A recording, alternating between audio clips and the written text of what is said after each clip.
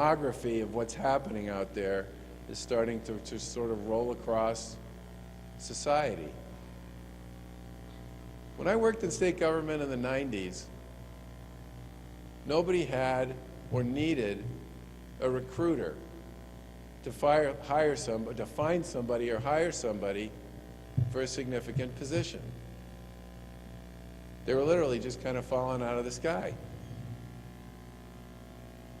When I was at Harvard Pilgrim in the late 90s and the first part of the 2000s, it was the first time I started to get a sense that something was going on out there with respect to our ability to find talented people, to fill many of the open positions that we had as just a matter of course operating the business.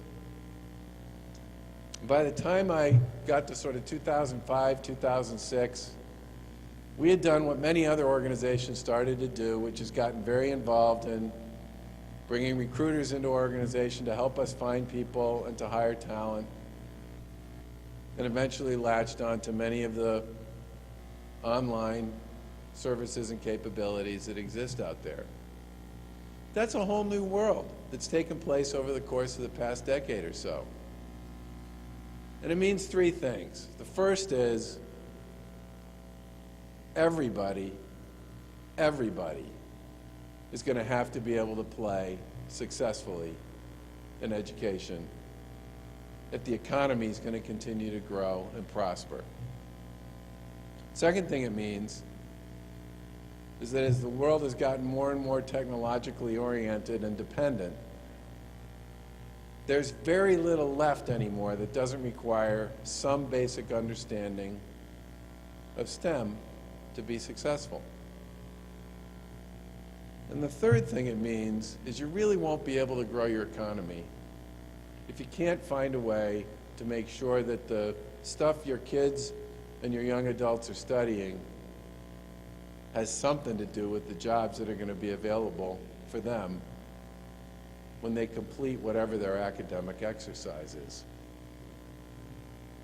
You know, my first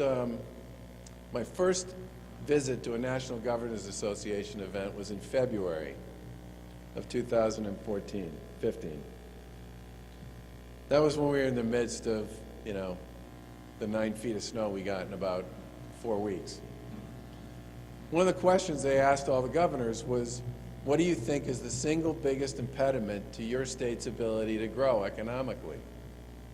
And I said snow. Because at that point in time, I really couldn't see past the front of my face. But literally, of the 40-some-odd governors who were there, 35 of them said workforce development, some version of workforce development, job training, skill building.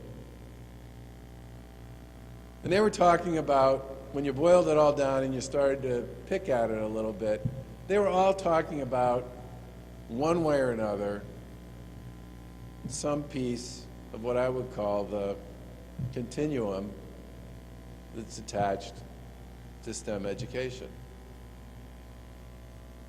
Now, one of the things we've done as an administration, and you're going to hear from Secretaries Walker, Ash, and Pizer a little later, is for the first time to put the workforce development folks, the education folks, and the economic development folks together to talk about how to create an approach and a strategy to skill building that translates across the continuum. I got asked when we put that together why we did it. And I said, because whatever it was we've been doing hasn't been working. And for those of you who didn't see it, there was a story in the Globe, I think it was either yesterday or the day before, that talked about the fact that we still have major issues with respect to our ability to create an educational infrastructure and a focus in education that translates into skills, knowledge, and capabilities that fit with the changing nature of work. This, to me, feels like a challenge that Massachusetts, of all states, should be able to accept and achieve. We have always lived by our wits. Doesn't matter what time you look back on across this nation's and this state's history, we have always been able to play at a higher level, whatever the rules of the game have been, and whatever the next act looks like, across time and across generations. Are you President Meehan or are you just Marty? Marty. Marty mentioned the STEM Council, which is being chaired by Lieutenant Governor Polito, Congressman Joe Kennedy, and Jeff Leiden from Vertex. They've done a terrific job over the course of, this group has done a terrific job over the course of the past decade or so, laying the groundwork for STEM in the Commonwealth and creating a sense of direction and purpose, which I think you talked about quite well. And the biggest challenge, of course, is helping people understand what that actually means going forward. And one of the things I struggle with is when I talk STEM to a lot of people, they really think I'm talking about brain surgery and rocket science. And while it is certainly brain surgery and rocket science, it's so much more.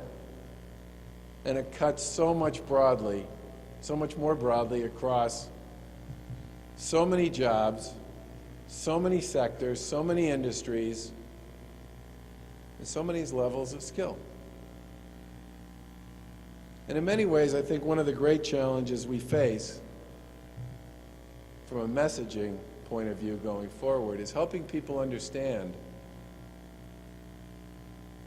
that STEM is a big part of almost any modern approach and forward-looking approach to education. And for almost anybody, no matter what it is you plan to do, it will play a role in your ability to work, find purpose, and be successful. Now, as an administration, we're going to continue to bang the drum hard on the skill building piece. We're going to continue to work with the council and with others to enhance our position as a STEM player. But we're also going to be pretty aggressive about supporting our cities and towns, both financially and operationally and logistically, as they think through the best ways for them to meet the hopes and aspirations of their students and their families. And we'll also continue to work with President Meehan and the other folks associated with the higher ed system to ensure that we have the right strategies and the right programs in place so that the kids and young adults who are part of our higher education system end up with the kinds of opportunities that they need and the kinds of skills they need to be successful when they graduate. Thanks again for the chance to be here today.